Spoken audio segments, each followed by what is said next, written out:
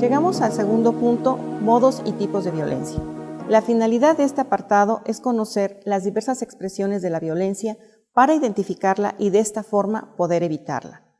Las modalidades de la violencia de género son la violencia familiar, aquella que se lleva a cabo en el ámbito precisamente del hogar, la violencia laboral o docente, es aquella que se genera en nuestros ámbitos de trabajo o en las escuelas, la violencia comunitaria, la que se desarrolla en los lugares donde convivimos, que puede ser lugares abiertos como los parques, las iglesias, lugares cerrados, y la violencia institucional, que es aquella que se genera a partir de las propias instituciones. Pero la más fuerte y el punto culminante de estos tipos de violencia es la violencia feminicida, que es aquella violencia que nos lleva a la muerte. Los tipos de violencia son la violencia psicológica, que tiene que ver con cualquier acto o omisión que dañe la estabilidad psicológica, que puede también consistir en una negligencia, abandono, descuido, cualquier maltrato, es decir, incluso aquella violencia con la cual nos dicen que nos callemos o bien que no nos dan la palabra. En ese sentido se genera la violencia psicológica.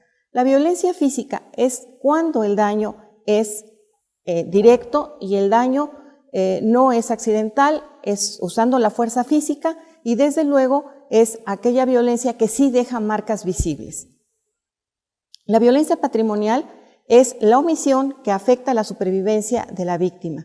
Se manifiesta generalmente en la transformación o sustracción de los bienes, generalmente los bienes que se han gestado a partir de la convivencia y que dejamos a la víctima completamente desprotegida.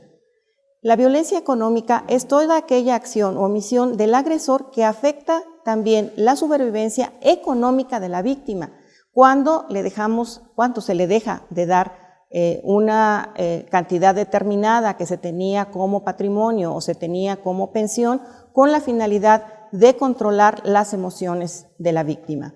La violencia sexual es aquel acto que degrada o daña el cuerpo y o la sexualidad de la víctima y que por lo tanto atenta contra su libertad, su dignidad y su integridad física. Ahora bien, tanto los tipos como modos de violencia se pueden conjugar y entrelazar de tal manera que se hace más fuerte el tipo de violencia y se genera un círculo en el que vamos de menor violencia a mayor violencia.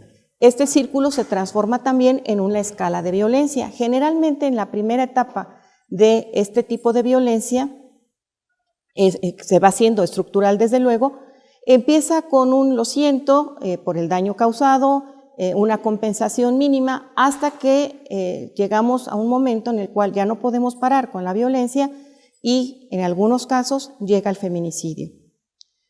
Como podrás darte cuenta, la violencia tiene muchas implicaciones, tanto para quien la sufre como para quien la ejecuta. Por esa razón consideramos pertinente proporcionarte un medidor de la violencia que consideramos va a ser de mucha utilidad y que ha sido generada por el Instituto Politécnico Nacional.